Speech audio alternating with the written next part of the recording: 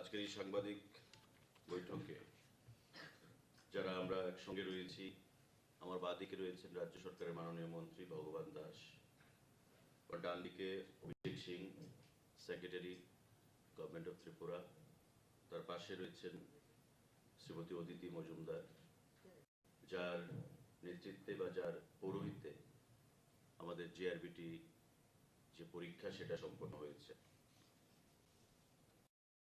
আজকে এই সাংবাদিক বৈঠকের যে মূল উদ্দেশ্য সেটা হচ্ছে গতকাল রাতে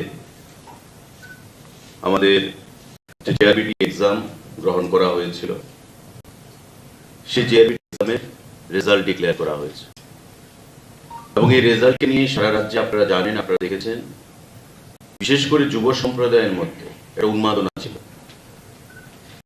কবে জিআরবিটি রেজাল্ট বেরোবে, আমাদের চাকরির কি হলো, বা রাজ্য সরকারের একটা অভূতপূর্ব সিদ্ধান্ত জিআরবিটি পরীক্ষার মাধ্যমে ত্রিপুরা রাজ্যে প্রথম, এবং তার ফল নিয়ে প্রত্যেকের মধ্যে যে আগ্রহ উন্মাদনা ছিল সেটার জবনিকা পতন গতকাল রাতে আমরা করেছি। রাজ্য সরকারের তরফ থেকে এই দপ্তরের মন্ত্রীও রয়েছেন, দপ্তর সেক্রেটারি, দপ্তরের চেয়ারম্যান আমাদের জিআরবিটি ছিলেন, আমরা প্রত্যেক আজকে, কারণ গতকাল রাত সাংবাদিক বৈঠক করার সময়, তাই আজকে অত্যন্ত আনন্দের সঙ্গে রাজ্য সরকারের এই বলিষ্ঠ সিদ্ধান্তকে স্বাগত জানাই।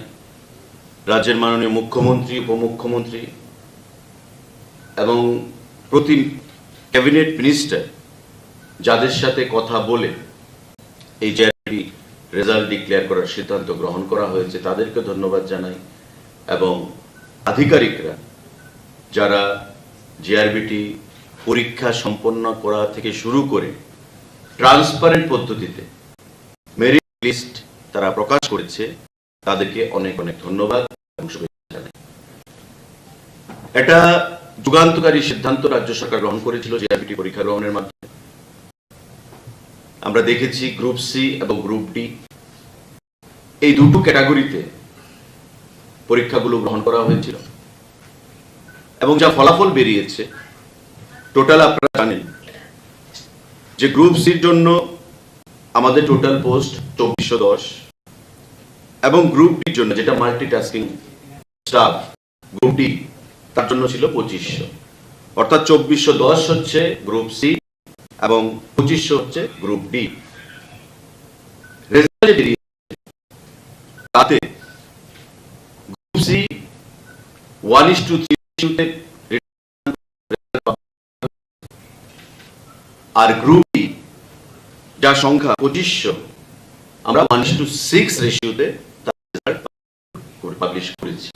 অর্থাৎ গ্রুপ সির ক্ষেত্রে 2410 1:3 মানে ইন্টু 3, আর গ্রুপ ডির ক্ষেত্রে 2500 ইন্টু 6, এই রেজাল্ট আমরা বের করছি। টোটাল যারা পরীক্ষার্থী ছিল তার মধ্যে থেকে প্রায় হিসাব করে প্রায় 24,000-এর কাছে রেজাল্ট সেখানে পাবলিশ করা হয়েছে যারা রিটেন কোয়ালিফাই করেছে, এবং পরবর্তী পর্যায়ে ভাইভা হবে। আপনারা জানেন যে রাজ্য সরকারের স্বচ্ছ নিয়োগ নীতি, কোথাও দলীয়করণ নেই, বা বিগত সরকারে আমরা দেখলাম যে কিভাবে প্রশাসনের প্রতিটি স্তম্ভকে দলীয়করণে পরিণত করা যায় তার প্রয়াস নেওয়া হতো চাকরির মাধ্যমে, এবং কেন্দ্রীয় নিয়োগ নীতির তোয়াক্কা না করে, আইনকে তোয়াক্কা না করে তা বিভিন্ন সময় যে চাকরি প্রদান করেছে, আজকে আমাদের চোখের সামনে অনেক তার ফলাফল দেখতে পাচ্ছি যে তাদের ভবিষ্যৎ নষ্ট হয়ে গেছে। আমাদের সরকার 2018 সালে প্রতিষ্ঠিত হওয়ার প্রাককালে আমরা বলেছিলাম যে স্বচ্ছ নিয়োগ নীতির মাধ্যমে বেকার যুবতীদের কর্মসংস্থানের ব্যবস্থা করে দেবে, এবং জিআরবিটি যে পরীক্ষা গ্রহণ করা হয়েছে সেটা হচ্ছে স্বচ্ছতার নজির, টোটাল ট্রান্সপারেন্ট পদ্ধতিতে রাজ্যের বেকার যুবক যুবতীদেরকে রাজনীতির ঊর্ধ্বে উঠে সেই ফলাফল আমরা বের করেছি। আমি এই গ্রুপ সি এবং গ্রুপ ডিতে যারা কৃতকার্য হয়েছে, সাকসেসফুল হয়েছে, রাজ্য সরকারের তরফ থেকে, আমার ব্যক্তিগত তরফ থেকে, মাননীয় মুখ্যমন্ত্রীর তরফ থেকে এবং দপ্তরের তরফ থেকে হার্দিক অভিনন্দন জ্ঞাপন করছি, অনেক শুভেচ্ছা জানাচ্ছি। ভবিষ্যৎকে সুন্দর হবে আগামী দিনে ভবিষ্যৎ, সেই বিষয়েও আমরা সেখানে অনেক অনেক শুভেচ্ছা জ্ঞাপন করছি।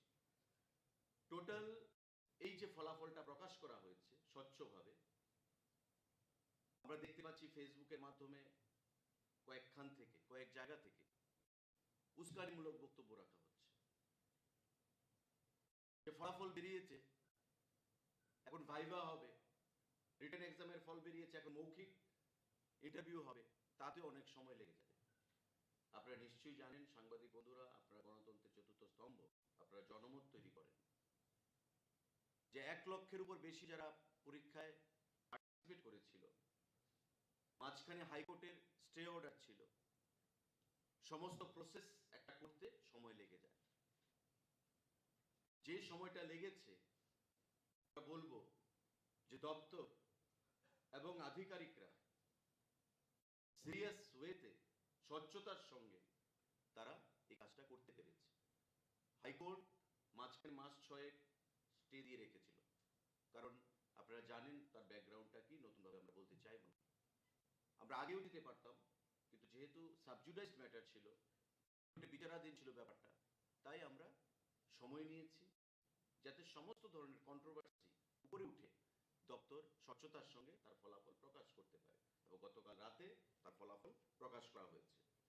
আমি সাংবাদিক বন্ধুদের মাধ্যমে যারা গ্রুপ সি এবং গ্রুপ ডিতে বিভিন্ন ক্যাটাগরি আপনারা আছে জানেন, গ্রুপ সি টোটাল পোস্ট 2410, তার মধ্যে এলডিসি, লোয়ার ডিভিশন ক্লার্ক, এগুলো বিভিন্ন দপ্তরের থাকবে 1500। ব্রেকআপটা নোট করে নেবেন, সাংবাদিক বন্ধুদেরকে বলছি। এই 2410-এর যে টোটাল ফিগারটা, তার মধ্যে এলডিসি 1500, এগ্রি অ্যাসিস্ট্যান্ট অর্থাৎ দপ্তরের অধীন এক্সেপ্ট টিএএফএস গ্রেড 3, মানে আমরা এগ্রি বিএসসি করে যারা টিপিএসসির মাধ্যমে এগ্রিকালচারে চাকরি পায় তাদেরকে বাদ দিয়ে এগ্রি অ্যাসিস্ট্যান্ট হচ্ছে 22। তারপরে এগ্রি অ্যাসিস্ট্যান্ট রয়েছে এক্সেপ্ট টিএএফএস গ্রেড 3 443, মানে 443। Junior operator pump 236, junior multitasking operator uncommon 209। Total যে গ্রুপ সি সেটা হচ্ছে 2410, এর মধ্যে এলডিসি হচ্ছে লোয়ার ডিভিশন ক্লার্ক, সেটা হচ্ছে 1500। টোটাল পোস্ট গ্রুপ সি হচ্ছে 2410, তার মধ্যে এলডিসি হচ্ছে 1500, agri assistant accept TAFS grade 3 22, agri assistant accept TAFS grade 3 আবার হচ্ছে 443 443। জুনিয়র অপারেটর পাম্প সেটা হচ্ছে 236, junior multitasking operator uncommon 209, total 2410। Clear group C ব্রেকআপটা। এবার আসুন গ্রুপ ডি।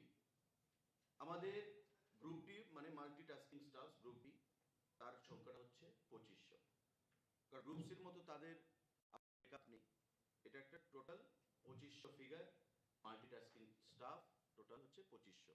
তো এই 2500 প্লাস 2410 সেই ফলাফল সেটা বেরিয়েছে, এবং দীর্ঘ অপেক্ষার পর, কারণ নতুন করে বলার কিছু নেই, আমি বলেছি।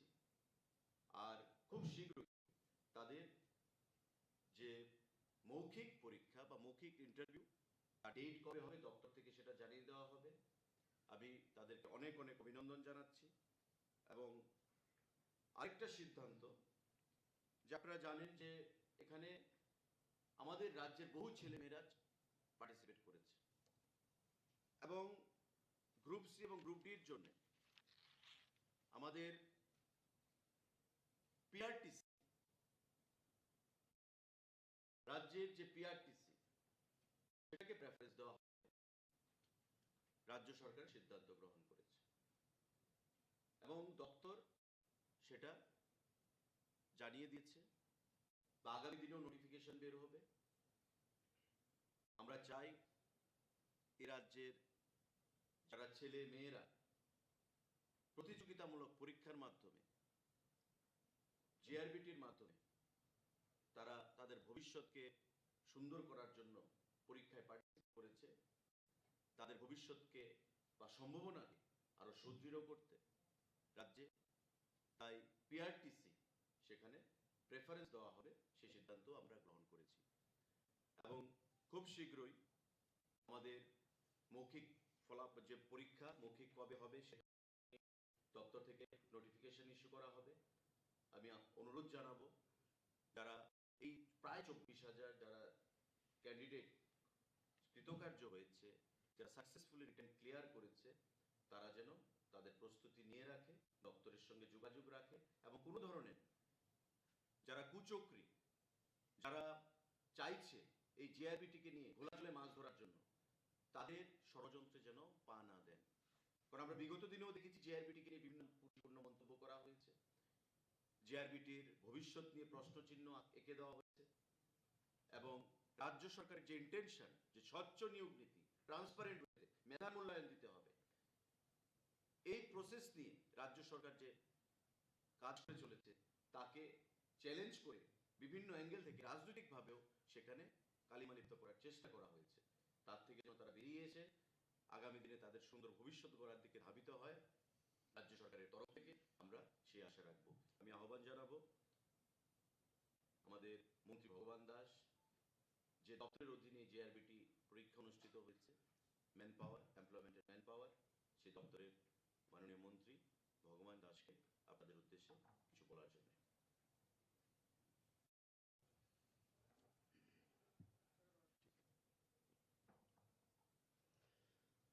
ধন্যবাদ মাননীয় মন্ত্রী শ্রী সুশান্ত চৌধুরী মহাশয়, বিস্তারিতভাবে আপনাদের সামনে তুলে ধরেছেন। গতকাল রাতে এই রাজ্যে সরকার প্রতিষ্ঠিত হওয়ার পরে কর্মসংস্থানের জন্য 5,000 সরকারি চাকরি দেওয়ার সিদ্ধান্ত নেওয়া হয়েছে গ্রুপ সি এবং গ্রুপ ডির মধ্য দিয়ে। তার মোট সংখ্যা 5,000 রয়েছে। যথারীতি তার জন্য একটি বোর্ড গঠন করা হয়েছে, জয়েন্ট রিক্রুটমেন্ট বোর্ড, এবং খুব স্বচ্ছতার মধ্য দিয়ে রিটেন পরীক্ষা হয়েছে। তো স্বাভাবিকভাবেই যারা পরীক্ষার্থী রয়েছেন বা পরীক্ষা দিয়েছেন ওনাদের মধ্যে একটা আগ্রহ রেজাল্ট কবে আসবে। এই রেজাল্টের জন্য লক্ষাধিক পরীক্ষার্থী ছিলেন, সবার মধ্যে একটা উদ্গ্রীব বা একটা উত্তেজনা যে কবে জানি রেজাল্টটা বেরিয়ে যায়। যেহেতু আমি দপ্তরের মন্ত্রী রয়েছি, বিভিন্নভাবে হোয়াটসঅ্যাপের মাধ্যমে, ওভার টেলিফোনে অনেকেই আমাকে ফোন করেছেন, এমনকি আমার দপ্তরে এসে অনেকেই কথা বলেছেন এবং আমার রেসিডেন্সে অনেকে গিয়েছেন। আমরা ওনাদেরকে বারবার আশ্বস্ত করেছিলাম যে আপনারা নিশ্চিত থাকুন, আমরা রেজাল্ট দেব। মাঝখানে একটা মামলা হয়েছিল, সেই মামলার কারণে কিছুটা বিলম্ব হয়েছে এবং পরবর্তী সময়ে আমরা এই রেজাল্ট দেওয়ার জন্য যথেষ্ট আমাদের সরকার আন্তরিকতা ছিল। আমরা চাইছি, সরকার চাইছে যে আমরা যত বেশি করে এই রাজ্যের ছেলেমেয়েরা সরকারি চাকরি দিতে পারি, কর্মসংস্থান দিতে পারি, তার কারণে এই উদ্যোগটা নেওয়া হয়েছিল। যাই হোক, দু একটি কারণে সেটা বিলম্ব হয়েছে। গতকাল রাতে তার ফল ঘোষণা হয়েছে। তার জন্য আমি জয়েন্ট রিক্রুটমেন্ট বোর্ড যারা আধিকারিক রয়েছেন, আমি ওনাদেরকে অনেক ধন্যবাদ জানাচ্ছি। পাশাপাশি রাজ্যের মাননীয় মুখ্যমন্ত্রীজিকে ধন্যবাদ জানাচ্ছি, সরকারকে ধন্যবাদ জানাচ্ছি। হয়তোবা রেজাল্ট আসার সঙ্গে সঙ্গে যারা পরীক্ষার্থী ছিলেন সবাই সেটা দেখেছেন, কিন্তু পরীক্ষা দিলেই যে সবাই যে উত্তীর্ণ হবে সেটা কোনো দিনেরই কোনো ব্যবস্থা ছিল না। কারোর ভালো হবে, কারোর খারাপ হবে। তার মধ্যে যে তালিকা এসছে 24,000-এরও অধিক সেই তালিকার মধ্যে রয়েছে, এবং যারা এই তালিকায় আসেনি সরকার কর্মসংস্থানের জন্য বিভিন্ন পরিকল্পনা হাতে নিয়েছে। ইতিমধ্যে সরকারের 4.5 বছরে আমরা বিভিন্নভাবে কর্মসংস্থানের ব্যবস্থা করা হয়েছে এবং বিভিন্ন দপ্তরের মাধ্যমে অনেকে নিয়োগ হয়েছে। শিক্ষা দপ্তরে গত কিছুদিন আগেও আমরা রবীন্দ্র শতবার্ষিকী ভবনে অনেক অফার সেদিন দেওয়া হয়েছে। তাছাড়াও আমাদের আউটসোর্সিং, ক্যাজুয়াল, কন্ট্রাকচুয়াল এই সমস্ত বিভিন্নভাবে আমরা কর্মসংস্থান অনেকেই দিয়েছি। আগামী দিনও কর্মসংস্থানের জন্য সরকার চিন্তা ভাবনা করছে। অতএব যারা সেই পরীক্ষায় গ্রুপ ডি এবং গ্রুপ সিতে তালিকায় নাম আসে হতাশা হওয়ার মতো কিছুই নেই, কারণ সরকার যথেষ্ট আন্তরিকতা দেখাচ্ছে এই রাজ্যের বেকার ছেলে মেয়েদের জন্য কর্মসংস্থানের জন্য, যেটা অতীতে আমরা কখনো দেখিনি যে এইভাবে আন্তরিকতা দেখাতে। আমরা দেখেছি ইন্টারভিউ নেওয়া হয়েছে, 5 বছর 7 বছর চলে গেল, কিন্তু নিয়োগ হলো না। এটা আমাদের রাজ্যের অতীতের ইতিহাসে রয়েছে। কিন্তু আজকে এতটুকু নয়, আমরা কিন্তু সঙ্গে সঙ্গেই তার একটা সমাধান বা তাদেরকে চাকরি দেওয়ার ব্যবস্থা এই সরকার করে যাচ্ছে। সুতরাং সুযোগ সবার জন্য রয়েছে, একটাতে হলো না অন্যটাতে হওয়ার যথেষ্ট পরিমাণ সুযোগ রয়েছে। কেননা আমরা দেখেছি এর আছে যে চাকরি দেওয়া হয়েছে, সেই চাকরি চিরস্থায়ী হয়নি। আজকে এ রাজ্যের বড় একটা অভিশাপ হয়ে গিয়েছে 10,323 জন শিক্ষক। কেন হয়েছে? যদি সেদিন সেই কেন্দ্র সরকারের নিয়ম নীতি মেনে সেই শিক্ষকদের চাকরি দেওয়া হতো, আজকে এতগুলো পরিবার এইভাবে সর্বশান্ত হয়নি।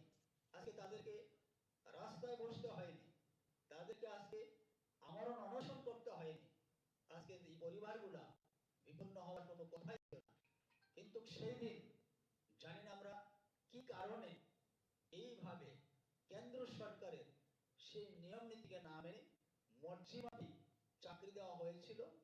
আর আজকে যেমন এই পরিবারগুলো বিপন্ন হয়েছে, এই পরিবারগুলো আজকে যেইভাবে সর্বশান্ত হয়েছে, ঠিক রাজ্য সরকারের উপর, শিক্ষা দপ্তরের উপরও একটা বড় ধরনের আঘাত এসেছে, যার ফেস বর্তমান সরকারকে করতে হয়েছে। শুধু শিক্ষা দপ্তরই নয়, এইভাবে অন্যান্য দপ্তর আমরা দেখেছি চাকরি হয়েছে, বেশি দিন সেই চাকরি টিকে থাকেনি, চাকরিচ্যুত হতে হয়েছে আমাদের রাজ্যের অনেক ছেলে মেয়েরা। তো আজকে রাজ্য সরকার এত স্বচ্ছতার মধ্য দিয়ে নিয়োগ করছে, যেটা সত্যি আশা করি আপনারা যারা সাংবাদিক বন্ধুরা রয়েছেন সেখানে সহমত পোষণ করবেন। আমি আর বিশ্বাস এই রাজ্যের যারাই ছেলেমেয়েরা রয়েছেন, যারা চাকরি প্রত্যাশী রয়েছেন, আপনারাও সেটাকে সমর্থন করবেন। এই রাজ্যের আপামর জনগণ সেটাকে সমর্থন করবেন, কারণ স্বচ্ছতার মধ্যে দিয়ে চাকরি হওয়া মানে সেখানে সার্বিকভাবে আমরা দেখছি তার একটা সুফল রয়েছে। অতীতে আমরা কি দেখেছি, এই চাকরির ক্ষেত্রে, নিয়োগের ক্ষেত্রে যথেষ্ট পরিমাণ দুর্নীতি সেখানে ছিল, স্বজন পোষণ ছিল, দলবাজি ছিল। আজকে তার সবকিছুর ঊর্ধ্বে উঠে এই সরকার নিয়োগ প্রক্রিয়া চালু করেছে। এতে রাজ্যের লাভ হবে, রাজ্যের প্রতিটা মানুষের লাভ হবে, যারা চাকরি ওনাদেরও লাভ হবে। কারণ এক জায়গাতে সুযোগ যদি নাও আসে, অন্য জায়গাতে সুযোগের ব্যবস্থা রয়েছে। তাই আমরা আজকে সেই ব্যাংক রিক্রুটমেন্ট বোর্ডের যে রেজাল্ট ঘোষণা হয়েছে, রেজাল্ট প্রথম পর্বে যেটা রিটেন পরীক্ষা হয়েছিল তার একটা তালিকা বের করা হয়েছে। আগামী দিনে আবার ভাইভা হবে, পরীক্ষা হবে, তার প্রসেসিং চলবে। আমার বিশ্বাস যে ডিসেম্বরের শেষের দিকে তার প্রক্রিয়া শুরু হয়ে যাবে এবং আমরা সবাইকে আহ, তাদেরকে নিয়োগ করার জন্য সরকার যথেষ্টভাবে প্রস্তুত রয়েছে এবং আন্তরিকতা দেখাচ্ছে। এই ডায়াবেটি রেজাল্ট নিয়ে বিভিন্ন সংবাদ মাধ্যম থেকে আমাকে ফোন করা হয়েছিল এবং অনেকেই সরাসরি ভাবে আমার ইন্টারভিউ নেওয়া হয়েছিল। আমি সেদিনও সেই কথা বলেছিলাম যে সরকার আন্তরিকতা দেখাচ্ছে, আমরা তার পক্ষে রয়েছি, কিন্তু কেন সেখানে আমরা অনেক কিছু ভেবেছি, অতীত আমাদের স্মরণে এসছে, অতীতকে আমরা স্মরণ করেছি যে কিভাবে এই রাজ্যের বেকারদের সঙ্গে ছলনা করা হয়েছিল এবং তাদেরকে সর্বনাশ করার জন্য কিভাবে ষড়যন্ত্র রচনা করা হয়েছিল। আমরা সেই দিকটা লক্ষ্য রেখেছি, বিচার বিবেচনা করেছি যে আবারও যেন এইভাবে 5,000 যারাই চাকরি পাবেন গ্রুপ ডি গ্রুপ সিতে তারা যেন সর্বশান্ত না হতে হয়, তাদের নিয়ে যেন ছলনা না করা হয়, সেই দিকটাই আমরা বিচার বিবেচনা করেছি এবং যেন তাদের চাকরি অবশ্যই আমরা দিতে পারি। কেননা আজকে ত্রিপুরা রাজ্যে একটা ট্র্যাডিশন হয়ে গেছে যে বিরোধী দল রয়েছে আর বিরোধী দলের একমাত্র তাদের উদ্দেশ্য হচ্ছে বিরোধিতা করা। সে চাকরি দেবে সরকার, সেখানেও বিরোধিতা হবে, রাস্তা তৈরি করবে সরকার, সেখানেও বিরোধিতা হবে, ভালো কাজ করবে সেখানেও বিরোধিতা হবে। মানে বিরোধিতা করার জন্য বিরোধী পার্টি আজকে সেটা প্রমাণিত হয়ে গিয়েছে ত্রিপুরা রাজ্যের মধ্যে। আমরা সেদিন বলছিলাম যে হয়তোবা জিআরপি রেজাল্ট হলে পরে কোনো না কোনো ভাবে, কোনো না কোনো কাজে দিয়ে, কোনো না কোনো অ্যাঙ্গেল থেকে হয়তো একটা মামলা হয়ে যেতে পারে। আর যদি সেই মামলা হয়ে যায় তাহলে সেটা হ্যাঙ্গিং হওয়ার সম্ভাবনা থাকবে। তো যাই হোক, আমরা সেই দিকটা লক্ষ্য রেখেছি, কারণ এটা আমাদের অতীতের ঘটনা রয়েছে, তার কারণে আমি বলছি অতীতে এই ঘটনা হয়েছে, করেছেন, আপনারাও জানেন তারা করেছে, যার কারণে সেই দিকটা আমরা ভালো করে মূল্যায়ন করেছি। যাই হোক, আমি আজকে এই ফলাফলের থেকে আমি আবারও ধন্যবাদ জানাচ্ছি আমাদের যারা জয়েন্ট রিক্রুটমেন্ট বোর্ডের যারা আধিকারিক রয়েছেন, সরকারকে আমি ধন্যবাদ জানাচ্ছি। বাকি যারা এই রেজাল্টে যাদের তালিকায় নাম এসছে ওনাদের সফল জীবন আমি কামনা করছি।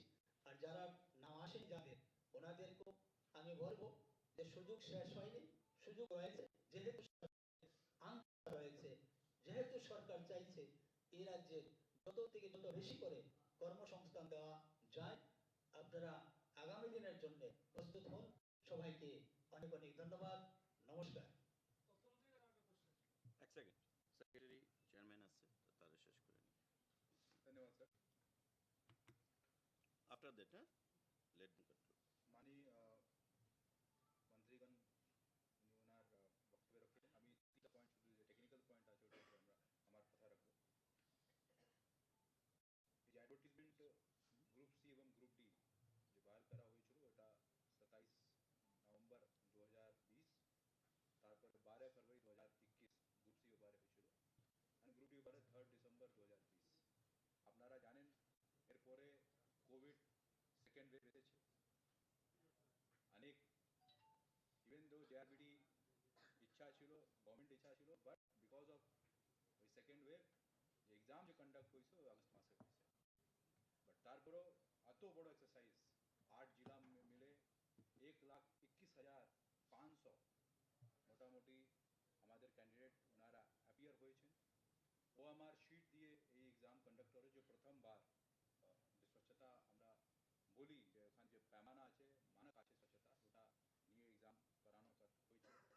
অ্যান্ড সঙ্গে সঙ্গে এরপরেও বিভিন্ন প্রক্রিয়া অলমোস্ট শেষের দিকে থাকলেও অনারেবল কোর্টে একটু মামলা ছিল যে কারণে আমরা বাইরে পারলাম। এখন এই রেজাল্ট বাইরে, রিটার্ন রেজাল্ট যে বাইরে হয়েছে ওটা 24,500 মোটামুটি যারা আজকে রিটার্ন রেজাল্টে ওনারা সাকসেসফুল হয়েছেন। ওনাদের ইন্টারভিউ অ্যাজ অনারেবল মিনিস্টার সাহেব বলেছেন আর ডিআরবিটি আমরা কনফার্ম করেছি ডিসেম্বরের 3rd থেকে 4th উইক মধ্যে এটা আমরা স্টার্ট করে নেব। সঙ্গে সঙ্গে ওই ইন্টারভিউ সঙ্গে বিভিন্ন ডকুমেন্ট ভেরিফিকেশনও কাজ চলবে।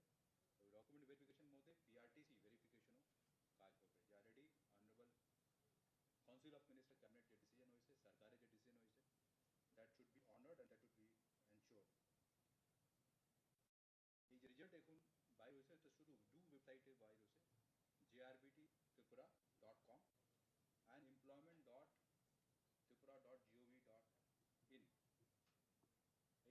ওয়েবসাইটে রেজাল্ট আছে, শুধু দুটাই রেজাল্ট আছে ওখানে, group C around 28 pages result আছে, और গ্রুপ ডি 57 পেজেস রিপোর্ট আছে, রেজাল্ট আছে।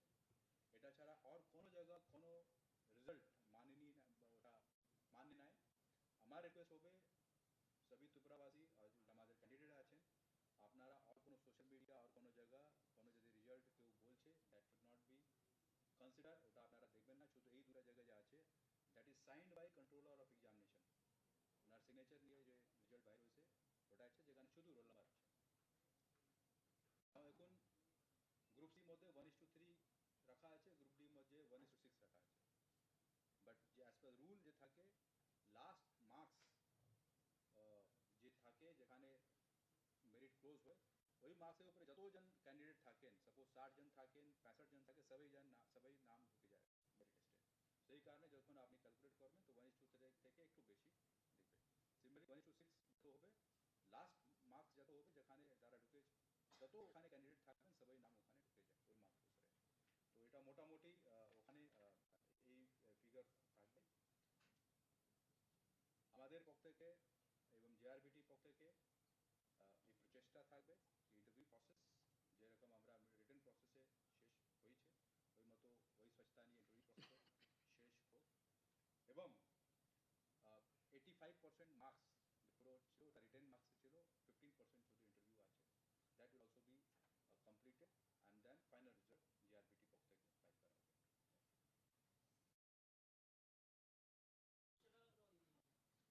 যে রেজাল্ট বেরিয়েছে তাতে 10,330 স্পেসিফিক কতজন পেয়েছে এরকম তথ্য আছে না? এটা সিরিয়াল নাম্বার দেওয়া হয়েছে, নাম নেই এখানে। তো it is very difficult to ascertain যে 10,330 কে পেয়েছে, কোন ডিস্ট্রিক্টে কারা কত পেয়েছে, কোন সাব ডিভিশনে কারা কত পেয়েছে, বাকি নেম কিন্তু হয়নি। এটা নাম্বার দিয়ে যে রয়েছে, আপনারা দেখবেন রেজাল্ট শিটে নাম্বার দিয়ে করা হয়েছে।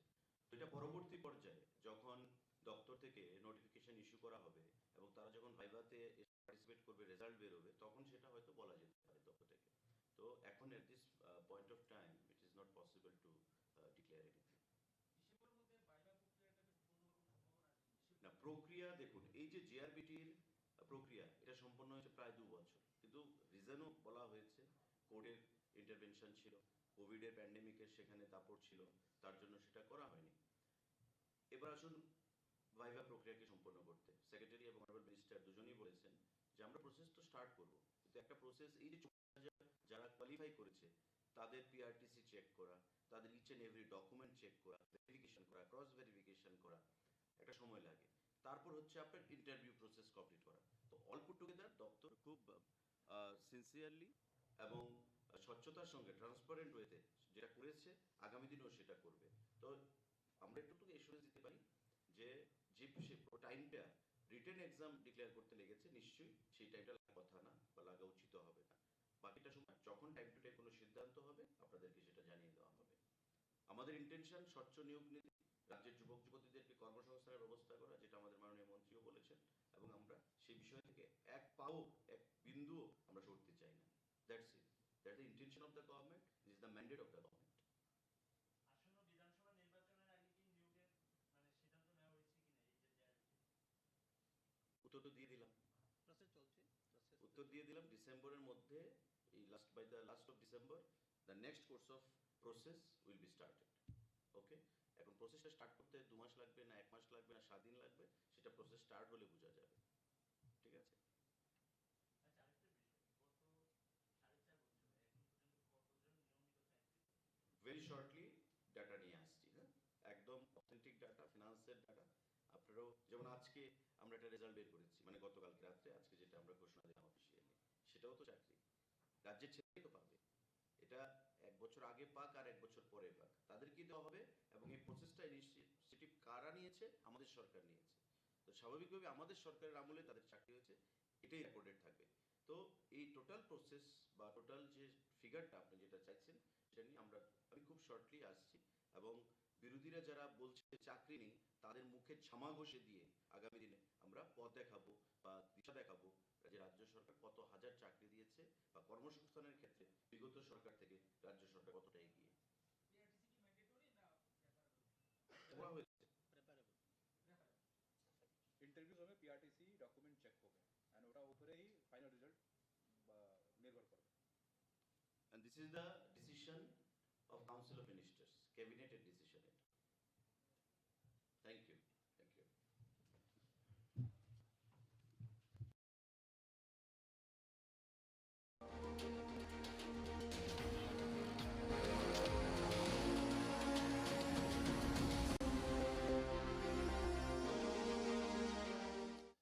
नमस्कार, स्वागत है आप सभी का मुद्दा में। मैं हूं प्रीति सिंह। असम और मेघालय का सीमा विवाद एक बार फिर चर्चा में है। असम मेघालय सीमा पर मंगलवार को हिंसा भड़की और इस हिंसा में दोनों राज्यों के 6 लोगों की मौत हुई है। हिंसा के बाद कई जिलों में इंटरनेट सेवा बंद कर दी गई। मारे गए और घायल हुए लोगों में वन विभाग और पुलिस के लोग भी शामिल हैं। दोनों राज्यों के बीच सीमा से जुड़ा विवाद दशकों पुराना है। असम और मेघालय के बीच कई बार इस तरह के संघर्ष हो चुके हैं। असम राज्य पूर्वोत्तर के सभी राज्यों से लगा हुआ है। इसकी सीमाएं मेघालय के अलावा त्रिपुरा, मिजोरम, मणिपुर, नागालैंड और अरुणाचल प्रदेश से लगी हुई हैं। सभी राज्यों के साथ असम की सीमाएं लगी होने और सभी राज्यों के सीमावर्ती क्षेत्र पहाड़ी होने की वजह से कई बार सीमा को लेकर विवाद होते रहे हैं। और हमने देखा कि इसी साल गृह मंत्री अमित शाह की मौजूदगी में दोनों राज्यों में सीमा विवाद को लेकर समझौता भी हुआ था। उस वक्त उम्मीद जताई गई थी कि अब सीमा विवाद को लेकर संघर्ष खत्म होगा। देश के कई पूर्वोत्तर राज्यों के बीच आपसी सीमा विवाद लंबे समय से जारी है। दरअसल पहाड़ और जंगल जैसे दुर्गम क्षेत्रों में सीमांकन का काम बेहद मुश्किल होने के कारण कई बार किसी क्षेत्र विशेष पर दोनों निकटतम राज्यों की ओर से दावा किया जाता रहा है। लिहाजा धीरे धीरे ये विवाद का रूप ले लेता है, जो किसी तात्कालिक कारण से कई बार उग्र रूप भी धारण कर लेता है। मुद्दा में आज हम समझेंगे असम मेघालय सीमा विवाद को, इसके इतिहास को जानेंगे, हालिया परिस्थितियां और आगे की राह क्या है, इस पर चर्चा करेंगे। और इसके अलावा चुनौतियों के बारे में भी आज मुद्दा आपका में हम चर्चा करेंगे। और इस पर चर्चा के लिए मेरे साथ मौजूद है 3 खास मेहमान। मेरे साथ पीके मिश्रा जी जुड़े हुए हैं, जो कि फॉर्मर एडिशनल डीजी हैं बीएसएफ के। आपका बहुत बहुत स्वागत है पीके मिश्रा जी। साथ ही मेरे साथ दीपक दीवान जुड़े हुए हैं, जो कि सीनियर जर्नलिस्ट हैं। आपका भी बहुत बहुत स्वागत है दीपक दीवान जी। इसके अलावा मेरे साथ अनिल चौधरी जुड़ रहे हैं, फॉर्मर सेक्रेटरी हैं इंटरनल सिक्योरिटी गृह मंत्रालय। बहुत बहुत स्वागत है आपका अनिल चौधरी जी। मुद्दा आपका में मेरे साथ इस चर्चा में जुड़ने के लिए आपका भी धन्यवाद। पहले मैं दीपक दीवान जी आपसे थोड़ा सा चाहूंगी, आप थोड़े से हमें बेसिक समझाइए। पहले जड़ों को थोड़ा सा समझते हैं। बताइए कि असम मेघालय सीमा विवाद है क्या, और समझौते के बारे में भी हमने जब सुना तो एक उम्मीद जगी। ऐसे में कैसे माना जाए, किस तरह की कोशिशें रही हैं इस सीमा विवाद को सुलझाने के लिए? देखिए, ये जो 3 राज्य हैं, मेघालय, मिजोरम और नागालैंड, ये तीनों राज्य असम का एक हिस्सा होते थे, जो 1972 के बाद असम से अलग होके मिजोरम को यूटी बनाया गया, नागालैंड को पूरी सरकार का दर्जा दिया, बस मेघालय को भी सरकार बना दिया गया। अब देखिए उसमें क्या है, जैसे आपने बोला, जो पहाड़ी इलाका होने की वजह से वो जो प्रॉपर जो डिमार्केशन आज तक नहीं हुई थी। और इस बात को जो असम के मुख्यमंत्री हैं हिमंता बिस्वा शर्मा, उन्होंने पहल लेते हुए अनाउंस किया कि हम जहाँ जहाँ जिस नेबरिंग स्टेट के साथ हमारा बॉर्डर डिस्प्यूट है, हम सॉर्ट आउट करेंगे। उन्होंने एक समझौता नागालैंड से भी किया है, मेघालय से भी हुआ है, मगर पूरा बॉर्डर इशू सॉल्व नहीं हुआ। उसमें कुछ चीज़ें छोड़ दी गई थी, क्योंकि ये बिना लोगों को साथ लिए ये आप समझौता नहीं कर सकते। क्योंकि ऐसा है, जो एक गाँव जिसको अगर मेघालय क्लेम कर रहा है, अगर आप उसको बोलो कि इसको असम में दे दो, लोग नहीं मानते, नहीं मानेंगे। इसीलिए ये इस पे बॉर्डर पे जो सब कमिटीज़ का गठन किया गया है वो मिल रही हैं, और उसके तहत आपस में बातचीत करके जो सजेशन आते हैं वो उसको इम्प्लीमेंट किया जाएगा, और हुआ भी है ऐसे। मगर ये बहुत अनफॉर्चुनेट, दुर्भाग्यपूर्ण घटना हुई है उस समय जब दिल्ली में असम के महायोद्धा, जिन्होंने पूरे नॉर्थ ईस्ट को मुगलों से बचाया था, उनकी 400वीं जन्म तिथि सेलिब्रेट किए जा रहे हैं लचित बोरफुकन। उसमें ये प्रोग्राम आज से शुरू हुआ है ज्ञान भवन में। उसमें कल गृह मंत्री भी पार्ट लेंगे, परसों प्रधानमंत्री भी बोलेंगे। तो मेरे ख्याल से जितने भी राज्य के जो पड़ोसी राज्य हैं असम के, उनको ये भी जानना चाहिए कि अहोम किंगडम ने उनको मुगलों से बचाया था। 17 बार मुगल ये असम अहोम जो किंगडम थे उनसे हारे थे। और ये लचित बोरफुकन, उनकी जन्मतिथि कल है 24 नवंबर को, इसीलिए ये सेलिब्रेशन हो रहा है। असम हमेशा एक तरह से इन सब राज्यों को बचाता रहा है उन तरह की दुविधाओं से। ठीक है अनिल चौधरी जी, अब थोड़ा सा हम कारण समझने की कोशिश करेंगे। जब ऐसी हिंसक स्थितियां पैदा होती हैं, बार बार हुई हैं, पहली बार तो नहीं, हम इसका इतिहास देखते आए हैं, आपको क्या लगता है इसके पीछे के क्या कारण है? क्या बाहरी कारक हैं जो जिम्मेदार हैं, क्या राजनीतिक, क्या सामाजिक, या फिर ये मिले जुले कारक हैं जो स्थितियों को एक तरह से हिंसक हो जाती हैं स्थितियां, और किस तरह से जो लोकल इंटेलिजेंस है वो यहाँ पर काम करती है? थोड़ा सा समझिए। प्रीति सिंह जी, बहुत अफसोस हुआ मुझे पढ़ के कल ये जो हिंसा की घटना हुई है। अफसोस हुआ लेकिन ताज्जुब नहीं हुआ, क्योंकि मैंने असम काडर आईपीएस में जब ज्वाइन किया तो Shillong was the joint capital of Assam and Meghalaya, सब स्टेट थी। और हमारे जो आईजीपी थे, बंगाली थे, उनकी शादी खासी लेडी से हुई थी, और इस सब बिल्कुल मिलजुल के रहते थे। लेकिन जैसा कि सही कहा दीवान जी ने, 1972 में ये विशाल एक असम जो था स्टेट, जॉइंट स्टेट, उसका विभाजन करके नए नए स्टेट्स बनाए गए। अरुणाचल प्रदेश को यूनियन टेरिटरी बनाया था, मिजोरम को पहले यूनियन टेरिटरी बनाया, फिर स्टेट बनाया, मेघालय को स्टेट बनाया। तो ये जो बाउंड्रीज खींची थी, वो बाउंड्रीज वो पता नहीं किसने खींची थी, क्यों खींची थी। अंग्रेजों ने तो खींची थी इसलिए क्योंकि हाँ भाई, जहाँ से लगान आता है, जहाँ से रेवेन्यू आता है, वो अलग रहेंगे, और जो नहीं देते हैं वो अलग करेंगे। अब जो 1972 में बाउंड्रीज खींची हैं, और जैसे कि मैंने कहा, दीवान साहब ने कहा कि एक दूसरे के ऊपर निर्भरता थी। किसी की जमीन पे कोई यहाँ जो खेती करते थे वो फॉरेस्ट लैंड से लेते थे। और ये देखिए, इस कमिश्नर्स होते हैं, और हिंसा पहले भी हुई है। लेकिन जैसा कि कहा गया, मार्च में जो ये एग्रीमेंट साइन हुआ दोनों मुख्यमंत्रियों के बीच में, जिसमें हमारे गृह मंत्री जी भी थे, तो लोगों की ये हमें भी बहुत अच्छा उम्मीद थी कि शायद शांति बनी रहे, लेकिन नहीं हुआ। और यही एक कारण है कि इसका जो विश्लेषण होता है यहाँ पर, वो बैठ के दिल्ली में ऐसे लोग करते हैं जिन्होंने वहां पर ग्राउंड रियलिटी नहीं देखी कि ट्राइब्स कैसे एक दूसरे के ऊपर हैं, कैसे वहां पर वो होता है। और ये असम पुलिस ने गोलियां क्यों चला दी? ठीक है, वो टिम्बर ले जा रहे थे जी। और उनको रोका गया तो उन्होंने हिंसा की होगी, पत्थर मारे होंगे, लाठी चलाई हुई। पुलिस में तो यही सिखाया गया है, तो मिनिमम फोर्स से शुरू करो, लाठी चलाओ, टीयर ठीक। गैस चलाओ, फिर उसके बाद हवाई फायर करो, सीधे लेके भाग दी। अब वो पता नहीं वो असम का जो फॉरेस्ट गार्ड कैसे मरा, वो गोली से मरा या लाठी से मरा।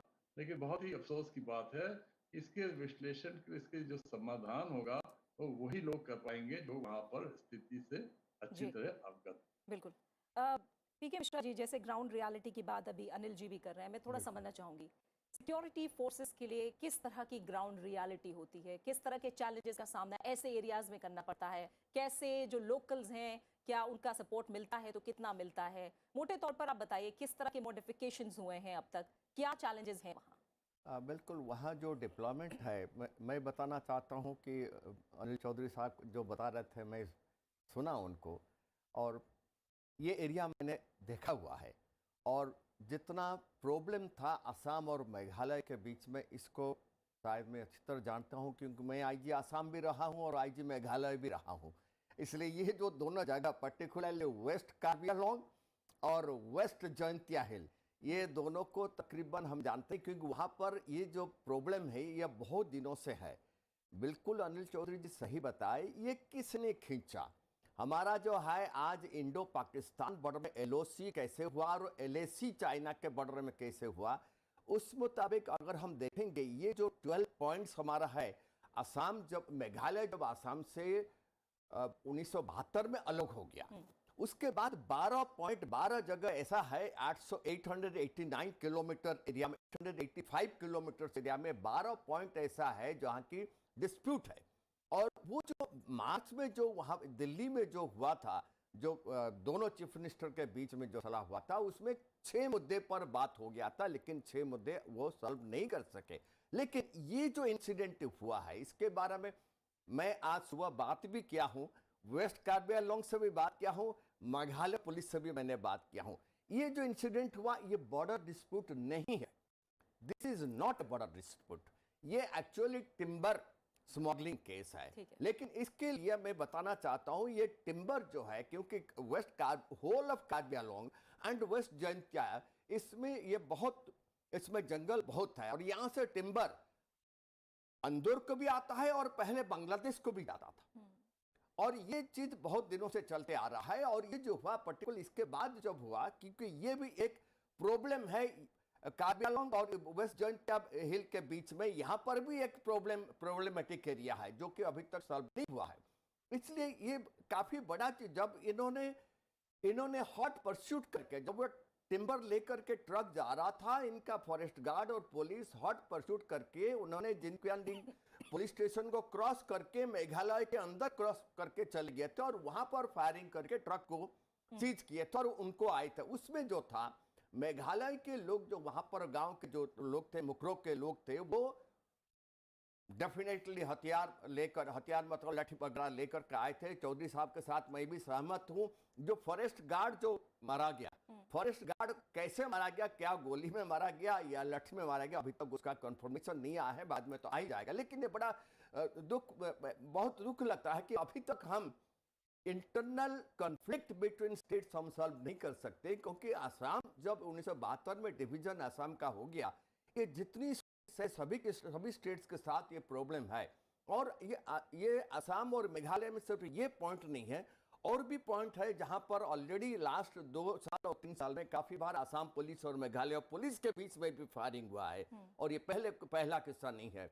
और हमने ये चीज देखा, भाई वो जगह भी मैंने गया हूं, आज सुबह भी मैंने वहां बात किया हूं कि ये जो इंसिडेंट हुआ है, डेफिनेटली इसमें जो है सिर्फ लोकल्स उसमें इन्वॉल्व नहीं है, डेफिनेटली कुछ और भी इसमें शामिल है, क्योंकि जो केएलएनआर थे बेशक वो सरेंडर किए हैं, उनके साथ पैक्ट हुआ है। खासी, जैंतिया और कार्बी आंगलोंग जो है उसमें अभी भी उग्रवादी बहुत हैं और इनका अपना पॉइंट है, अपना उद्देश्य है, और वो मेन थिंग इज स्मगलिंग। वो स्मगलिंग का अड्डा है। स्मगलर किसी भी तरीके से वो अपना चाहते हैं और दोनों स्टेट के बीच में आग लगा सकते हैं, और ये लगता रहता है। इसका बहुत अच्छी बात है कि हेमंत विश्वकर्मा जी ने डिसाइड किए हैं कि हाई कोर्ट जज से उसका इंक्वायरी करेंगे। Even Meghalaya chief minister Conrad Sangma ने किए हैं कि वो तकरीबन उन्होंने 7 डिस्ट्रिक्ट में जो है मोबाइल जो है वो बंद कर दिए हैं और उन्होंने उसको सीबीआई इंक्वायरी करने के लिए राजी हुए हैं, क्योंकि उनको पता ही बॉर्डर डिस्प्यूट नहीं है, it is another case. But इसमें जो है दोनों स्टेट के बीच में डेफिनेटली आग लगा हुआ है, और जो लोकल सिविलियंस है particularly West Karbi Anglong and West Jaintia Hills, इसमें जरूर मुश्किलात इसके बाद भी होगा। और वहां पर जो है पर्टिकुलर सेंटर के फोर्स वहां पर डिप्लॉयमेंट ऑलरेडी किया जा चुका है, और उम्मीद करते हैं कि अभी इसके बाद शांति वहां पर आए। और मैं चौधरी साहब के साथ सहमत हूं कि दिल्ली में बैठ करके ये जो पैक्ट दिल्ली में नहीं हो सकता है। अगर हम असम और मेघालय के बीच में और जो 6 पॉइंट रह गया उसको सॉल्व करना चाहते हैं बॉर्डर में, उस पॉइंट पर जाइए, दोनों साइड के गांव वालों को बुलाइए और वहां पर सॉल्व करिए, उनको पता लगे। देखिए हमारा बांग्लादेश के साथ जैसे इनक्लेव्स को हम चेंज किए, बिल्कुल वहां बैठ करके, वहीं पर बैठ करके करना चाहिए, ना कि दिल्ली में बैठ करके किया जाए। और वो लोग इन्वॉल्व होना चाहिए जो असम और मेघालय को जानते हैं और वहां सर्विस किए हैं, उस एरिया को गए। समझ गए पीके मिश्रा जी, जो भी आपने पॉइंट्स उठाए हैं वो जाहिर तौर पर गंभीर पॉइंट्स भी हैं और इन पर हम चर्चा आगे भी करेंगे। दीपक देवान जी, जैसे अभी पीके मिश्रा जी ने एक बात कही कि ये सीधे तौर पर बॉर्डर डिस्प्यूट से जुड़ी हुई घटना नहीं है, लेकिन इस घटना के बाद जाहिर तौर पर जो तनाव है वो बढ़ा है। तो थोड़ा क्या आपको लग रहा है कि इस घटना के बाद जो असम मेघालय सीमा विवाद को सुलझाने के लिए माहौल बना है, आगे के चरण की जो बातचीत होनी है, वो कहीं ना कहीं प्रभावित हो सकती है क्या? देखिए, प्रभावित ना हो इसलिए दोनों सरकारों ने इमीडिएट एक्शन लिया है। मेघालय सरकार ने डीआईजी अपॉइंट कर दिया, 1 मैन इंक्वायरी, और इधर से असम गवर्नमेंट ने एक रिटायर्ड जज, हाई कोर्ट के 1 मैन कमीशन बनाया। साथ साथ असम गवर्नमेंट ने जो जेर किंडलिंग पुलिस स्टेशन है असम में, जहाँ से रीइंफोर्समेंट गई थी मेघालय में, उनके जो एसएचओ, जो क्या कहते हैं उनको, पुलिस स्टेशन के जो इंचार्ज हैं, उसको सस्पेंड कर दिया है। उन्होंने जो वेस्ट कार्बी आंगलोंग डिस्ट्रिक्ट के एसपी को भी ट्रांसफ़र कर दिया है वहाँ से। तो ये कहीं ना कहीं दिखाता है कि दोनों सरकारें कोशिश कर रही हैं। और दूसरी बात आपको बताना चाहूँगा कि मेघालय के मिनिस्टर्स की टीम चीफ मिनिस्टर के साथ दिल्ली आ रही है और कल उनकी मीटिंग होम मिनिस्टर के साथ होनी है, क्योंकि असम के मिनिस्टर वो लचित बोरफुकन की सेलिब्रेशन में ऑलरेडी दिल्ली में हैं, उनके मंत्रालय भी दिल्ली में है, उनके जो बॉर्डर अफेयर्स मिनिस्टर हैं अतुल बोरा वो भी दिल्ली में हैं। तो कुछ ना कुछ इसका सोल्यूशन कल निकलेगा। और मैं सजेस्ट करना चाहूँगा कि जानते हुए भी कि ये बॉर्डर एरिया है और लोग सेंसिटिव हैं, किसी भी साइड की सरकार को पुलिस को दूसरी स्टेट में नहीं एंटर करना चाहिए था। कोई आर्म्स लेके मेघालय में क्यों गए, ये सब इंक्वायरी कमीशन में रिपोर्ट में आएगा। ये लोग दिल्ली आ रहे हैं, दे चाहते हैं कि हमें एक न्यूट्रल एजेंसी से इन्वेस्टिगेशन हो, सीबीआई करे या एनआईए करे। ठीक है, तो इसलिए कल मीटिंग होगी, कुछ ना कुछ निकलेगा इसमें। देखिए लोग भी वहाँ शांति चाहते हैं, सोल्यूशन चाहते हैं, परमानेंट सोल्यूशन बॉर्डर का। ठीक है। पीके मिश्रा जी, आप कुछ बात उसमें ऐड भी करना चाह रहे हैं, और मेरा भी यही मानना है, जैसे आपने भी कहा कि जो 6 पॉइंट्स है जहां विवाद अभी सुलझाना है, लोगों को भी शामिल कीजिए। और अगर मैं गलत नहीं हूं तो संविधान का जो अनुच्छेद 263 है वो एक परिषद के गठन की भी बात कहता है। बहुत सारी चीजें हैं जो रास्ते अपनाए जा सकते हैं और बनाई भी गई है परिषद। तो फिलहाल आपको क्या नजर आ रहा है, किस तरह से इसका समाधान निकलेगा? ये समाधान बिल्कुल हो सकता है, क्योंकि आज सुबह कोनराड सांगमा और उनके डिप्टी चीफ मिनिस्टर को लेकर के उन्होंने मुखरो गांव को भी गए थे, उन्होंने विलेजर से मिले हैं। और कल उनके और आसाम के जो है रिप्रेजेंटेटिव्स दिल्ली को आ रहे हैं बात करने के लिए। हमें उम्मीद है कि ये इंसिडेंट जो है इसको दोनों स्टेट मिल करके ज़रूर सॉल्व करेंगे। और इसमें जो है सेंट्रल फोर्सेस वहाँ पर ऑलरेडी डिप्लॉय किया गया है, और असम पुलिस और मेघालय पुलिस को बिल्कुल इंस्ट्रक्शन दिया गया है और दिया भी जाएगा कि अपने आप को रिस्ट्रेन करे और दूसरे स्टेट के अंदर नहीं घुसने का इंस्ट्रक्शन दिया जाए, और दिया भी गया है। लेकिन ये जो चीज़ हुआ डेफिनेटली हॉट परस्यूट में हुआ होगा, वो बात अलग है। हॉट परस्यूट में पुलिस जा सकता है, बट जब विवाद ऑलरेडी खड़ा हुआ है वहां पर हॉट परस्यूट करना वो ठीक नहीं है। Whatever may be the thing, जो भी इंक्वायरी होगा वो सीबीआई करे या एनआईए करे, उनको दोनों स्टेट मानना पड़ेगा। और पर्टिकुलरली मैं क्लियरली इस बारे में बताना चाहता हूं कि वो जो जगह है, जैसे चौधरी साहब बता रहे थे, Karbi Anglong and West Jaintia Hill जो गए हुए हैं, और वहां पर जो गांव है, गांव के लोग जो हैं, क्योंकि वो सब ट्राइबल्स हैं और वो अलग तरीके से रहते हैं। गुवाहाटी हाई कोर्ट जो है दूसरे हाई कोर्ट से बिल्कुल अलग है, क्योंकि वहां पर नॉर्थ ईस्ट का अलग रूल है। तो वहां पर हमको समझना पड़ेगा वहां पर लोग चाहते क्या हैं। तो उन लोगों को लेकर उनको रिस्ट्रेन करने के लिए उस टाइप की लीडरशिप भी चाहिए। और बहुत अच्छा है कि दोनों मिनिस्टर इसके ऊपर बात करें। कोई जरूरत नहीं दिल्ली को आने का, दोनों मिनिस्टर वहां बैठ करके बात करें और रिप्रेजेंटेटिव फ्रॉम सेंट्रल गवर्नमेंट वहां जा सकते हैं और ये जो जगह है उसको शांत करा सकते हैं। ऐसा कोई प्रॉब्लम नहीं है। लेकिन ये जो 6 पॉइंट रह गया हमारा, जो कि मार्च में जो दिल्ली में हुआ था, उसमें जो 6 पॉइंट को उसने कर दिया और 6 पॉइंट रह गया, 6 जगह रह गया, उसको तुरंत सुलझा देना चाहिए। और हो सकता है अगर दोनों स्टेट अपने आप के बीच में समझौता करे, और हो सकता है, और दोनों स्टेट पुलिस, दोनों का रेवेन्यू, दोनों का पुलिस अथॉरिटीज ये साथ में बैठ करके इसको समझा देना बहुत जरूरी है। और ये नॉर्थ ईस्ट में बहुत जगह, आप खुद ही बता रहे थे कि बहुत जगह हो चुका है, और ये कोई बड़ी बात नहीं है। हाँ, वो एरिया जो है, बिकॉज ये ट्राइबल एरिया है, ट्राइबल में जब कोई चीज आग लग जाता है तो लोग उत्तेजित हो जाते हैं, बहुत छोटे छोटे कारण से उत्तेजित हो जाते हैं, आप देखे भी हैं इसको।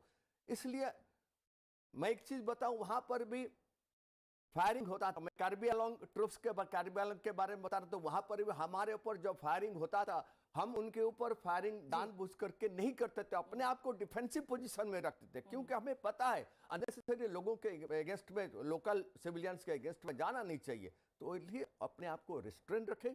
और यहाँ पर जो पर्टिकुलरली दोनों पुलिस डिपार्टमेंट डेफिनेटली रिस्ट्रेन में रहे और मिल के काम करे। और स्टेट गवर्नमेंट, स्टेट रेवेन्यू दोनों मिलकर के इसको समझौता करें, और ये हो सकता है। ऑल ओवर नॉर्थ ईस्ट होता है, नॉर्थ ईस्ट का विकास मोदी जी चाहते हैं, तो ये बहुत छोटा सा जगह है जहां पर ये नहीं हो सकता, ऐसा कोई बात ही नहीं है। बिल्कुल। और दीपक जी, जैसे आपने भी कहा कि सरकार तो ये कहती है कि जब भारत बांग्लादेश अपने सीमा विवाद को सुलझा सकते हैं तो हमारे राज्य क्यों नहीं सुलझा सकते। और जैसा मैं पहले भी बताने की कोशिश कर रही थी कि कई जो पूर्वोत्तर राज्य हैं उनके कई विवादों का स्थायी समाधान निकालने की दिशा में तेजी से पिछले कुछ साल में काम भी हुआ है। अगस्त 2019 में त्रिपुरा में national liberation front of Tripura के साथ समझौते पर हस्ताक्षर किए गए थे। 23 जनवरी 2020 को ब्रू रियांग शरणार्थियों के 23 साल पुराने विवाद को समाप्त करने के लिए समझौता किया गया। 4 दिन बाद 27 जनवरी 2020 को बोडोलैंड के 50 वर्ष पुराने विवाद को खत्म करने में कामयाबी मिली। इसके बाद 2021 को कार्बी आंगलोंग समझौता होने से कार्बी क्षेत्र में चला आ रहा पुराना विवाद समाप्त हो गया। तो इस तरह से देखिए कि राज्यों के विवाद को सुलझाने में जो केंद्र और राज्य सरकारें हैं वो काफी तेजी से आगे बढ़ी हैं। बस क्या आप मानते हैं कि बड़ा चैलेंज इस समय क्या लग रहा है? इस तरह की घटना जो कि सीधे सीधे बॉर्डर डिस्प्यूट से नहीं जुड़ी हुई है, उससे तनाव बॉर्डर डिस्प्यूट को लेकर और दोनों राज्यों के आम लोगों में इस तरह का तनाव पैदा ना हो, इसके लिए क्या कोशिशें होनी चाहिए? इसके लिए वो मेरे ख्याल से तो यही किया जाएगा कि दोनों साइड के जो पुलिस इंचार्ज हैं, जो वहाँ के पंचायत के लीडर्स हैं, ट्राइबल लीडर्स हैं, वो साथ में बैठेंगे और ये कहा जाएगा, ये मानेंगे भी कि मेघालय की पुलिस खुद नहीं जाएगी असम में और असम की पुलिस मेघालय में नहीं जाएगी। आप अगर हॉट परस्यूट कर रहे हैं, किसी को चेस कर रहे हो, आप दूसरी काउंटर पार्ट से अपनी मदद ले सकते हो, खुद नहीं जाएंगे आप। मेरे ख्याल से ये सब करने से वहाँ शांति बहाल हो जाएगी। और दूसरी बात ये है कि ये बॉर्डर डिस्प्यूट इशू नहीं है, मुद्दा नहीं है ये, मगर बाकी जो बॉर्डर डिस्प्यूट के जो पॉइंट्स रह गए थे 6 जो बताए इन्होंने, उस पर भी रीजनल कमेटीज जो फॉर्म हुई हैं असम से, मेघालय से, उनकी मीटिंग चल रही हैं। तो इस इंसिडेंट को बॉर्डर डिस्प्यूट कहना बिल्कुल गलत है। ठीक है, बिल्कुल। और जाहिर तौर पर समय क्योंकि यहाँ पूरा हो गया। पीके मिश्रा जी आपका, अनिल चौधरी जी आपका और दीपक देवान जी, आप तीनों मेहमानों का बहुत बहुत शुक्रिया। और ये भी सच है कि वर्तमान में हमारा देश जो है वो बाहरी सुरक्षा चुनौतियों से भी लड़ रहा है। ऐसे में अगर हमें आंतरिक सुरक्षा चुनौतियों से जूझना पड़ा तो एक नई समस्या होगी। और जैसा यहाँ चर्चा के दौरान आया भी है कि ये बॉर्डर डिस्प्यूट से जुड़ी एक घटना नहीं है, तो इससे जोड़कर नहीं देखा जाए और बल्कि जो कोशिशें बॉर्डर डिस्प्यूट को सुलझाने के लिए हो रही हैं वो सकारात्मक तौर पर तेजी से आगे बढ़े, कोशिशें इसके लिए होनी चाहिए। इसलिए देश की ऐसी समस्याओं का स्थायी समाधान भी होना जरूरी है ताकि ये उम्मीद हो कि तालमेल बेहतर हो, बाकी जो समस्याएं हैं उनका हल निकाला जा सके और पूर्वोत्तर राज्यों में सभी विवादों का समाधान हो जाए। तो ये जो राज्य है वो भी देश की तरक्की के इंजन को मैं एक तरह से कहूंगी और तेजी से इस गाड़ी को, जो विकास की गति है उसको और तेजी से आगे ले जा सकते हैं। इसी के साथ मुद्दा आपका में फिलहाल इतना ही। अपना अच्छे से ख्याल रखिए और मुझे दीजिए इजाजत। नमस्कार।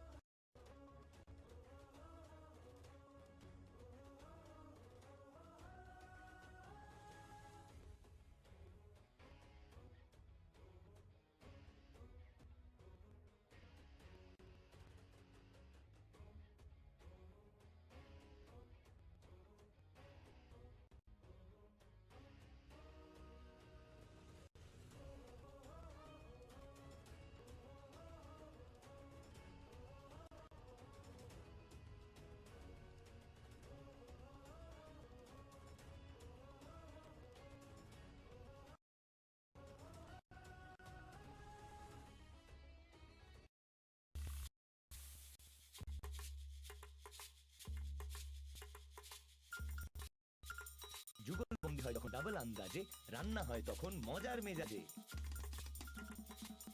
স্পার্কলের ডাবল শক্তি বাসন পরিষ্কারে এবার মস্তি।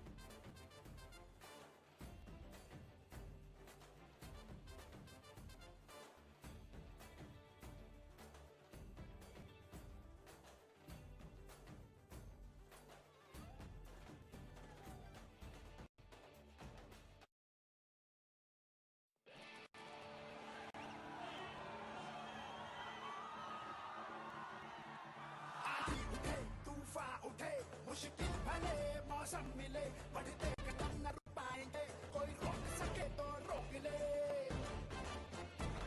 आभास है विश्वास है जंगल में मन की आस है अब तोड़ ना सके कोई हमें ये हाथ से जुड़ते आते हैं हम दिल सुनकर निकले हैं इस देश में भी आवाज है बोलो साथ हमारे कौन चलेगा बोलो साथ हमारे कौन चलेगा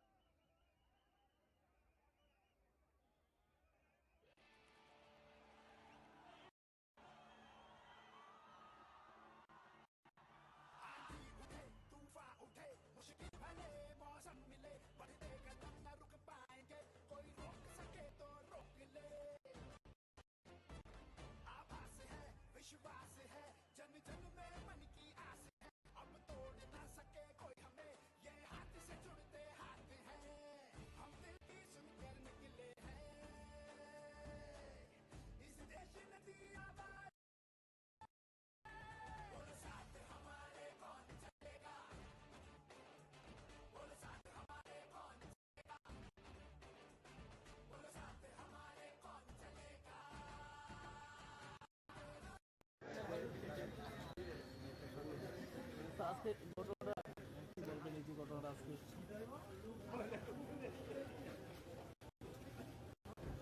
চরিলামে ব্লকে মার্ক্সবাদী কমিউনিস্ট পার্টির চরিলাম লোকাল কমিটির উদ্যোগে একটা গণডেপুটেশন ছিল। পুলিশ আগের থেকে অনুমতি দিয়েছে,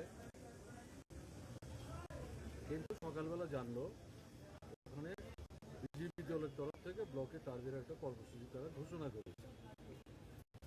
পার্টির নেতৃত্ব পুলিশের সঙ্গে কথা বলে পুলিশ বলেছে না আপনাদের প্রোগ্রাম হবে। পরবর্তী সময় পুলিশ একটু সময়টা অ্যাডজাস্ট করেছে, কিন্তু সিপিআইএমের লোকের চরিলামে পৌঁছে যখন শুনলেন এই সময় হয়ে গেল,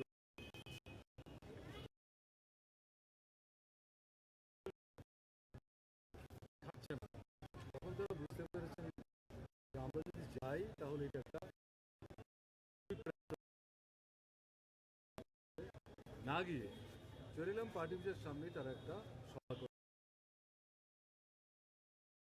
এই সভাটা আক্রান্ত। আমি বিস্তৃত যাচ্ছি না। এই আক্রমণ শহীদ মিয়া তিনি তাকে হাসপাতালে নিয়ে আসার পথে ডাক্তারবাবুরা বলেছে না সে জীবিত। প্রদেশ রায়, চাঁদ মিয়া, রানগোপাল, সিদ্দিক মিয়া, স্বপন প্রায় সবারই মাথায় আঘাত, পায়ে আঘাত, হাতে কারো তো আঙুলটানি চলে গেছে। এখন আমি তখন ঘুরেছিলাম, আমাদের একটা পার্টি মিটিং, সেখান থেকে খবর পাই ডাইরেক্টর জেনারেল পুলিশের সাথে কথা বলি। আমাদের পার্টি নেতা বিধায়ক রতন তিনি আইজি ল অ্যান্ড অর্ডারের সাথে কথা বলেন। সম্ভবত আইজি ল অ্যান্ড অর্ডার খবরটা পেয়েছে। ডিজির সঙ্গে যখন on the way to his office বললো যে না আমরা দেখছি, আমাদের ভানুলাল সাহা সহ অনেকেই আক্রান্ত এবং তারা ঘেরাওয়ার মধ্যে পড়ে গেছে, তাদের উদ্ধার করা, এলাকাটার মধ্যে শান্তি ফিরিয়ে আনা। পরবর্তী সময়ে পুলিশ গেছে, দেরিতে গেছে কিন্তু গেছে, তারাই গিয়ে যতটা সম্ভব সবাইকে উদ্ধার করে এনেছেন। এখনও হয়তো কেউ কেউ এই আক্রমণের মধ্যে ছড়িয়ে ছিটিয়ে যারা ছিলেন কোনো কোনো জায়গায় হয়তো ঢুকে সেখানে ঘরে বাড়িতে আছেন, বেরিয়ে আসতে পারেনি, কিন্তু পুলিশ সাহায্য করছেন তাদেরকে বের করে এনে বিশালগড়ে পৌঁছে দেওয়ার ক্ষেত্রে। আমি আসার সময় বিশালগড় পার্টি আমাদের বন্ধুদের সাথে কথাবার্তা বলছি।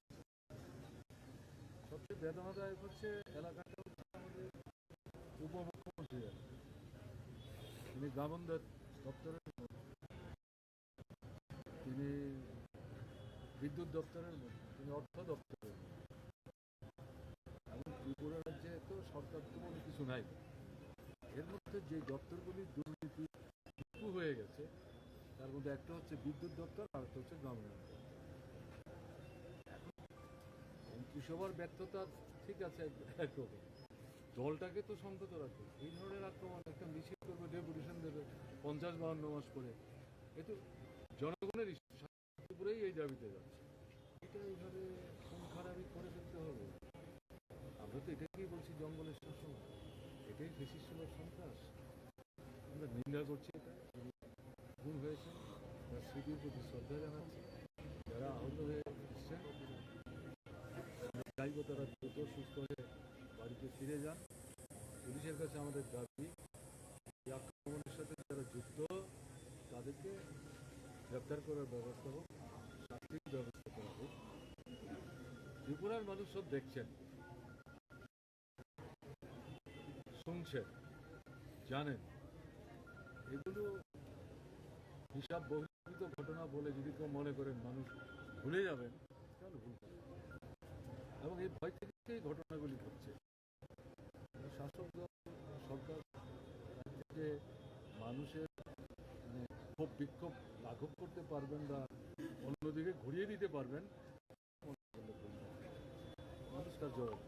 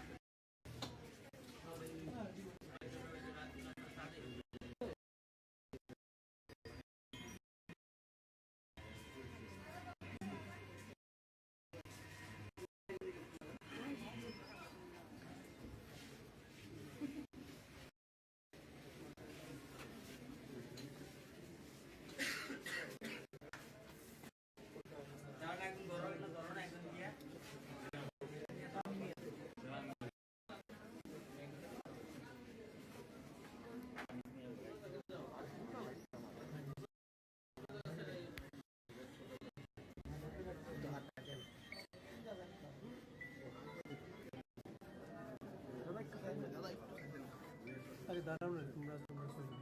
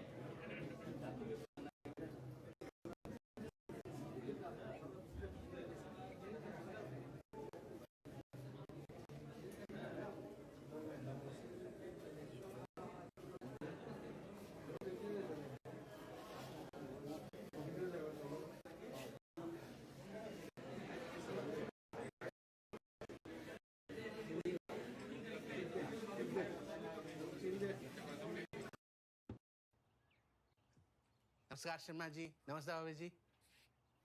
अर्जुन बेटा, बेटा ये हमारे पेपर्स। शुक्रिया गुप्ता अंकल, आइए ना बैठिए। अरे नहीं, वो पैसे ट्रांसफर हो गए ना आपके? हाँ बिल्कुल। अच्छा भाभी, नमस्ते। शर्मा जी, मिलते हैं सैटरडे पार्क में।